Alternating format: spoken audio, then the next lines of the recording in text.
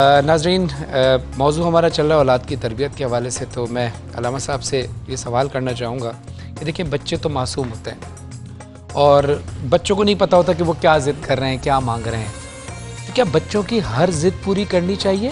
اور اگر ایک سے زیادہ بچے ہوں تو اس میں انصاف کیسے کیا جائے؟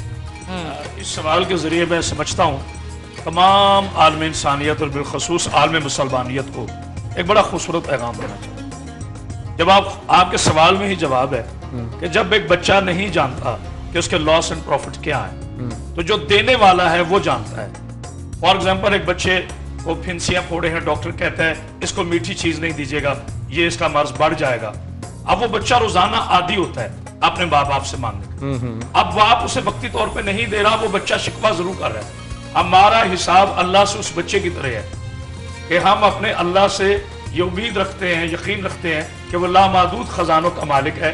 میرا اللہ میری کیوں نہیں سنتا، لیکن اللہ بہتر جانتا ہے کہ میرے حق میں وہ چیز مجھے دینا بہتر ہے یا نہیں ہے، جس کے بارے میں جناب امیر علیہ السلام نے اشارہ فرمایا، صاحب نہج البلاغہ نے، کہ وقت سے پہلے نہیں، نصیب سے زیادہ نہیں۔ انسان کو جو ملتا ہے وہ وقت سے پہلے نہیں ملتا اور اس کے نصیب سے زیادہ نہیں ملتا۔ یہ اللہ کے عدل کی ایک خوبصورت ترین اور کامل ترین صنف ہے۔ اب میں آپ کے سوال کو مزید تھوڑا سا آگے لے کے چلتا ہوں، اور وہ یہ ہے فرحان بھائی کہ بچہ تو بچہ ہے، ماں باپ کی تربیت، اسی لیے لفظ تربیت استعمال کیا گیا کہ وہ تو بچہ ہے، اس کو آپ نے سکھانا ہے۔ جیسے میں نے پچھلے سیمپل میں کہا کہ ماں جو ہے، اگر سب سے خوبصورت تربیت، میں وثوق کے ساتھ میری بیٹیوں، میری بہنوں، عالم اسلام کے مقدس مسلمان بھائیوں، آج ہم ایک شکوہ علامہ صاحب کرتے نظر آتے ہیں کہ گھر میں برکت نہیں ہے، گھر میں 10 کمانے والے ہیں مگر برکت نہیں ہے۔ اس کی بنیادی وجہ کیا ہے؟ جس گھر میں اللہ کا قرآن اور جائے نماز نہیں کھلتا، یقین کر لیجئے وہاں پر نعمتیں بند ہو جاتی ہیں، شکوے بڑھ جاتے ہیں۔ پہلے اپنے ماں باپ کو چاہیے اپنے بچے کی تربیت کا آغاز نماز فجر سے کریں اور انتہا نماز عشاء پہ کریں، پھر میں دیکھتا ہوں بچے کیسے گستاخ پیدا ہوتے ہیں۔ ماشاءاللہ۔ یہاں پہ ہمیں بریک کی طرف جانا ہے، بریک کے بعد جب واپس آئیں گے تو اپنی گفتگو کو بھی ریپ اپ کریں گے اور ہمارے وظائف کا سیگمنٹ بھی شروع ہوگا جس کا آپ سب بہت بے تابی سے انتظار کرتے ہیں۔ بریک کے بعد واپس آئیں گے۔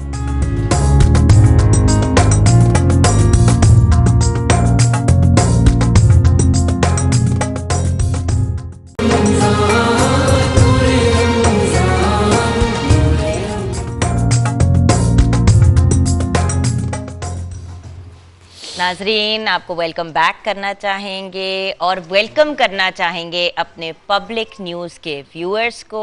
A+ اور پبلک نیوز پہ آپ اس وقت دیکھ رہے ہیں نور رمضان، جو آپ تک پہنچایا جا رہا ہے بائی فرحان علی وارث، اور ساتھ ساتھ جگن قاسم تھوڑا بہت اپنا حصہ ڈالتی رہتی ہے۔ آج کا ہمارا ٹاپک ویورز ہے اولاد کی تربیت، اور ہم اپنے ٹاپک کو ریپ اپ کریں گے، لیکن وظائف کے سیگمنٹ کو سٹارٹ کرنے کے لیے ہمیں جوائن کیا ہے پروفیسر ڈاکٹر محمد حسین آزاد نے۔ السلام علیکم۔ وعلیکم السلام ورحمۃ اللہ وبرکاتہ۔ ڈاکٹر صاحب، اولاد کی تربیت پہ بات ہو رہی ہے تو ہم نے کہا اپنی گفتگو کو ذرا ہم ریپ اپ کر دیں گے۔ علی بھائی، آپ کیا کہنا چاہیں گے؟ کیونکہ ٹاپک کو کلوز کرنا ہے تو میں چاہوں گی کہ آپ اور ڈاکٹر صاحب دونوں ہماری اس گفتگو کو کلوز کر دیں۔ دیکھیے، قرآن مجید اولاد کے حوالے سے، تربیت کے حوالے سے 3 تناظرات زیر بحث لایا ہے۔ ایک تو بالکل واضح ہے، قرآن کہتا ہے کہ اپنے آپ کو اور اپنے گھر والوں کو آگ سے بچاؤ۔ آگ سے کیسے بچائیں گے؟ ان کو آپ شعور دیں گے، ان کو ایک اچھا انسان بنائیں گے، ان کو دینی اور اخلاقی قدریں دیں گے تو وہ آگ سے بچیں گے، اور آپ خود آگ سے بچیں گے، اور ایک ماحول بنائیں گے تو وہ آگ سے بچنے والا ماحول ہوگا، یا دوسرا ماحول بنائیں گے جو آگ میں ڈالنے والا ماحول ہوگا۔ دوسری چیز جو قرآن مجید زیر بحث لایا ہے، اگلی دو چیزیں وہ بڑی خطرناک چیزیں، اس طرف عام طور پہ توجہ نہیں جاتی۔ قرآن نے کہا کہ تمہاری اولاد تمہارے لیے فتنہ ہے، بمعنی آزمائش، اور قرآن نے کہا کہ تمہاری بیوی اور تمہاری اولاد تمہارے دشمن ہیں۔ ہاں، یہ 2 ایسپیکٹ قرآن نے بیان کیے ہیں، بیوی اور اولاد کے عدو لکم۔ میں عرض کرنے لگا ہوں نا، وہ اس لیے کہ اگر آپ دیکھیے، فتنہ تو اس طرح ہیں، آزمائش تو اس طرح بن جاتی ہیں کہ اگر آپ اولاد کی تربیت نہیں کرتے ہو اور اولاد گزر گئی، سمجھ آئیے، تو وہ اللہ کی ذمہ داری تھی آپ پر۔ آپ کا فرض صرف پیدا کرنا نہیں تھا، بلکہ جب وہ اللہ کی امانت آئی تو اس کی اخلاق کی، اس کے شعور کی، اس کے جسم کی گروتھ کر کے ایک اچھا مسلمان بنا کے آگے منتقل کرنا تھا۔ جس طرح ہم حدیث سنتے ہیں، اللہ کے رسول نے فرمایا کہ اگر کسی نے 2 بیٹیاں یا 3 بیٹیاں ब्याह दी, उनकी तरबियत करके अगले घर किया, तो आपने फरमाया वो और मैं क़यामत के दिन यूँ होंगे। तो इसका रिवर्स हम क्यों नहीं सोचते कि अगर किसी ने ऐसी तरबियत की कि वो मुआशरे के लिए नंगो आर बन गई तो फिर कौन जिम्मेदार होगा? ये बात। दूसरा जो फरमाया तुम्हारे दुश्मन है कि बाज़ औक़ात मसलन तुम्हारे वसाइल कुछ हैं, तुम्हें औलाद और बीवी और फैमिली के मामलात इतने अंडर प्रेशर कर देती हैं कि तुम हराम कमाई की तरफ चले जाती हो, या किसी भी ऐसे मामले की तरफ ये चीज़ें तुम्हें अगर ला देती हैं, और फिर कहा अगर ये तुम्हें अल्लाह के ज़िक्र से गाफिल कर देती हैं, तो फिर गोया कि ये ऐसे ही है जैसे तुम्हारे दुश्मन हैं, तुम कब्र में पड़े होगे, तो जैसे बिस्मिल्लाह पढ़ने वाले की वजह से सवाब मिलेगा, वैसे इसके हर गुनाह का तुम्हें अजाब भी मुंतकिल होगा, उसका एक हिस्सा। अच्छा, आज की गुफ्तगू को अगर आप समेट के wrap up करें। बहन, मैं अपनी उसी बात से गिरा लगा के बात करूंगा। मैंने कहा था बंदोबस्त, सवाल क्या आज हमारा बंदोबस्त पूरा है? जवाब ये, बंदोबस्त हमारा पूरा नहीं है। और हम आगे से कहते कि क्या करें जी, ज़माने की हवा ऐसी चली है, बच्चों पर हमारी बात का असर ही नहीं होता, ये कहकर हम सब कुछ समेट देते हैं, सब समेट देते हैं ना। सवाल ये कि हमने मेहनत कितनी की है। एक बच्चा क्लास में ना जाए, स्कूल ना जाए, ट्यूशन ना जाए, माँ बाप पर कितना असर होता है, ये देख लें। वही बच्चा नमाज ना पढ़े, माँ बाप पे कितना असर होता है। एक बच्चा बीमार हो जाए, माँ बाप पे कितना असर होता है।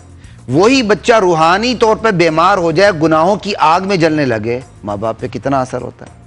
अगर बच्चा बीमार होता है और सीने पे सांप लौटने लगते हैं, तो बिल्कुल इसी तरह अगर रूहानी बीमारी में बच्चा मुब्तला हो चुका है, उतना ही असर आपको कम से कम हो चुका है और आप बेचैन हो चुके हैं, और उस बेचैनी के फिर जो तकाज़े उसे भी पूरा कर रहे हैं। मुतमईन रहे, इंशाअल्लाह असरात भी मुरत्तब होंगे, नहीं तो आपसे मुआखज़ा नहीं होगा।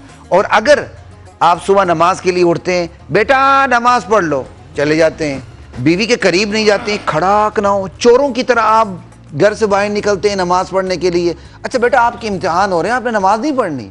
आजकल रोज़े ना, गर्मी है, बिल्कुल रोज़े नहीं रखने, अच्छी तरह इम्तिहानात की तैयारी करनी है। जब हमने ये रवैया रखना है और इन रवैयों के साथ हमने अपनी औलाद की तरबियत करनी है, और फिर साथ ये गिला भी करना है कि क्या करें, ज़माने की हवा ऐसी चली है कि बच्चों पर असरात मुरतब नहीं होते, तो ये हमारी गलती है। इस गलती का खमियाजा हमें भुगतना पड़ेगा। और आखिरी बात करते हुए मैं, फिर आप मुझसे सवाल जो करना कर लीजिएगा। कुरान करीम में आता है वइदल मऊदतु सुइलत, क़यामत के दिन जिंदा दरगोर की हुई बच्ची से पूछा जाएगा कि बिअय्यि ज़म्बिन क़ुतिलत, कि इसे किस जुर्म की पादाश में इसे कत्ल किया गया था। आज भी जिंदा दरगोर हो रही बच्ची। उस वक़्त तो गड्ढा खोद के दफन करते थे, आज हम गलत तरबियत में दफन करते हैं। वही बच्ची जब गलत तरबियत के नतीजे में ज़माने में नंगो आर बन के सामने आती है, तो फिर अखलाक के, हया के सारे जनाजे निकल जाते हैं, लेकिन उस पर भी हमें कोई असर नहीं होता, बल्कि हम कहते हैं हम तो ज़माने के साथ चल रहे हैं। तो सारी गलती मेरी बहन हमारी अपनी है, हमने अपना बंदोबस्त पूरा नहीं किया है। बंदोबस्त पूरा करें, इंशाअल्लाह 99% औलाद पे उसके असरात मुरतब होंगे। 1% जो बाकी रहेगी, अगर उस पर औलाद असरात मुरतब नहीं होंगे, तो इंशाअल्लाह हमारा मुआखज़ा भी नहीं होगा, और उस 1% औलाद का 99% जो औलाद परवान चढ़ रही है, उस पर उसके असरात भी मुरतब नहीं होंगे। क्योंकि बात होती गलबे की, गलबा नेकी का है। नेकी वाला माहौल में जहाँ नेकी का गलबा होता है, बदी पनपती नहीं है, वो वहीं मर जाती है। तो इंशाअल्लाह उसके असरात मुरतब नहीं होंगे इंशाअल्लाह। आप कह रहे थे माशरे में हवा ऐसी चली, मैं कह रही थी कि घर में ही ऐसी हवा चल रही होती है कि हालात ख़राब हो जाते हैं, बाहर की हवा तो लगने की ज़रूरत ही नहीं पड़ती। प्रोफेसर साहब, आपके लिए ऑलरेडी कॉल आ गई है आबिद की, तो कॉल ले लेते हैं। सबसे पहले अस्सलामु अलैकुम आबिद भाई, क्या हाल है आपके? लाहौर से कॉल कर रहे हैं आबिद। हेलो हेलो, अस्सलाम वालेकुम। अच्छा, ये मुफ्ती साहब से मैंने ये पूछना था, मेरा 8 साल का बेटा है, जिद बहुत करता है और पढ़ाई की तरफ तवज्जो नहीं देता। हसन अली नाम है उसका। अच्छा, नाम क्या बताया आपने बच्चे का? हसन अली। हसन अली?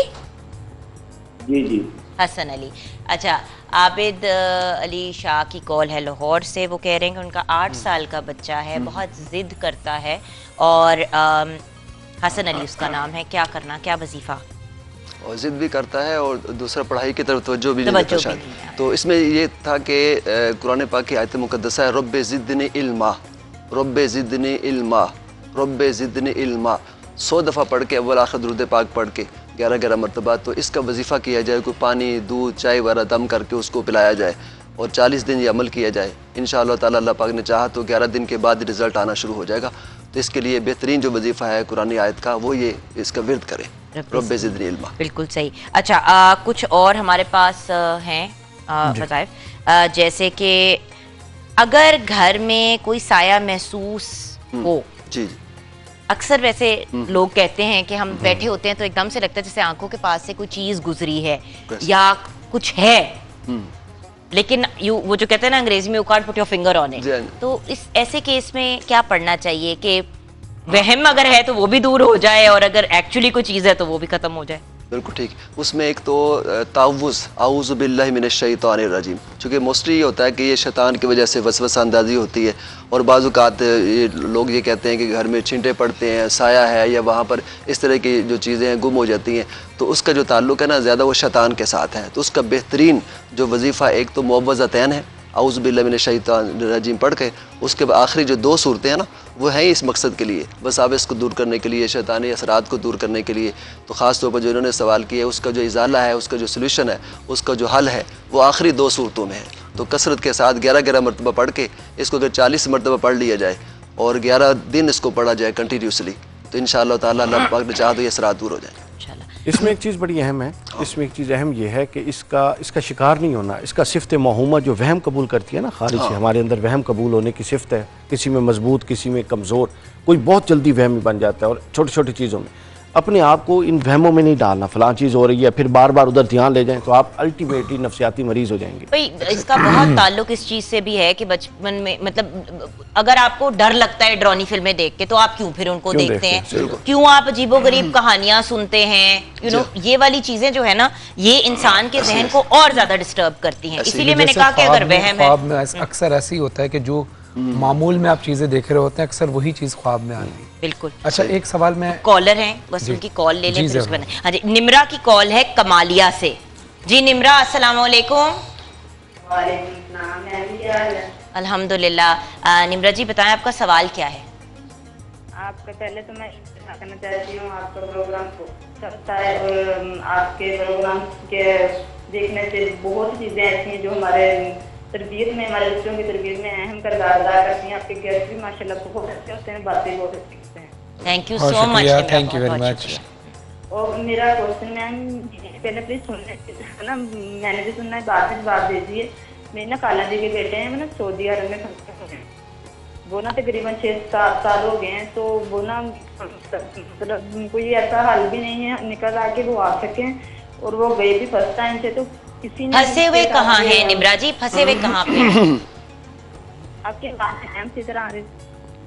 ہاں جی میں نے کہا آپ کی آواز نہیں آ رہی۔ میں کہہ رہی ہوں نمرا جی پھنسے ہوئے کہاں پہ ہیں؟ آپ نے کہا پھنسے ہوئے 6-7 سال سے، سعودی میں کہاں پہ ہیں؟ وہ میم جی سعودی عرب میں ہیں، جیل میں ہیں۔ اچھا جیل میں؟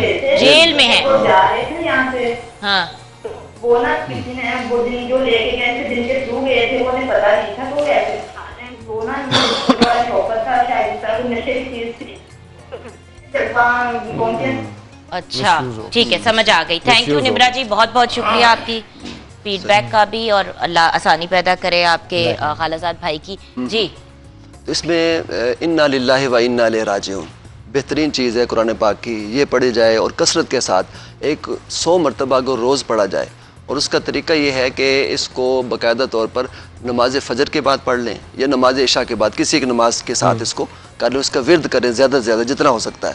تو یہ کسی قسم کا کیا دو بند کی صحبت ہو گئی یا کسی قسم کا نقصان ہو گیا، اس کے لیے تیر بہدف نسخہ ہے، اور خاص طور پر اس کا جو ورد کرنا ہے، اور ہر وقت اگر انہوں نے کرنا ہے جو قید ہیں یا جو ان کے لیے دعا کرا وہ بھی کریں اور دوسرے بھی کریں، دونوں کریں، وہ زیادہ بہتر ہے۔ اچھا یہ بتائیے کہ ایک صاحب لکھتے ہیں کہ مجھے سخت بخار کی کیفیت ٹھیک ہوتی ہے جس کی وجہ سے بی پی بہت زیادہ شوٹ کر جاتا ہے، بالکل ٹھیک۔ اس کے لیے کوئی وظیفہ بتائیے تاکہ طبیعت اس کے لیے حدیث پاک میں ہے، اور یہ اٹ از سنہ آف رسول پیس بی اپون ہم، آقا دو جہاں کی سنت مبارکہ ہے۔ آقا دو جہاں صلی اللہ علیہ وسلم جب اس طرح سے بیمار ہوتے یا اس طرح سے بہت زیادہ بخار چڑھتا یا اس طرح بی پی شوٹ کرتا، بہت زیادہ اس وقت معاملات ہوتے تھے، اب اس میں کیا کرتے آقا دو جہاں دم فرمایا کرتے تھے۔ جو 3 صورتیں نا آخری ایک تو اس میں سورہ اخلاص آ جاتی ہے اور معوذتین سورہ فلق سورہ الناس، تو وہ دم کر کے بلکہ اپنے آپ کو بھی دم کرتے، پھونک مارتے، ہاتھ پھیرتے. اور حضرت سید عائشہ صدیقہ رضی اللہ تعالیٰ عنہ، ان کی سنت ہے جب وہ بیمار ہوتی تو حضور ان کو دم کرتے، جب حضور بیمار ہوتی ان کو دم کرتی، بلکہ وہ آپ ہی کے ہاتھوں پر وہ پھونک مار کے تو شفا کے لیے آپ ان کا ہاتھ پھیر دیتی کہ میرا ہاتھ اس قابل نہیں ہے. تو جو 3 آخری صورتیں ہیں، یہ بی پی شوٹ کر جائے تو اس کے لیے تیر بہدف نسخہ ہے، اور جو تینوں صورتیں 7 دفعہ پڑھنی ہیں، اول آخر درود پاک پڑھ کر 40 دن یہ عمل کرنا ہے. اور اس کے لیے حضرت عبداللہ ابن حبیب رضی اللہ تعالیٰ عنہ ان کی باقاعدہ طور پر حدیث پاک ہے، آقا دو جہاں نے ارشاد فرمایا جو صبح و شام 3 دفعہ یہ تینوں صورتیں پڑھے گا، یہ ہر بیماری سے شفا بھی ہے، اور خاص طور پر بخار اور اس کی شروع کرنے کی. بہت شکریہ. ہم بریک کی طرف جائیں گے، بریک کے بعد جب واپس آئیں گے تو وظائف کا ہمارا یہ سلسلہ جاری رہے گا. علامہ کرامت عباس حیدری کا بہت بہت شکریہ، مفتی ڈاکٹر خلیق الرحمان کا بھی بہت بہت شکریہ. بریک کے بعد واپس آئیں گے ویورز، اور وظیفوں کا سلسلہ جاری رہے گا.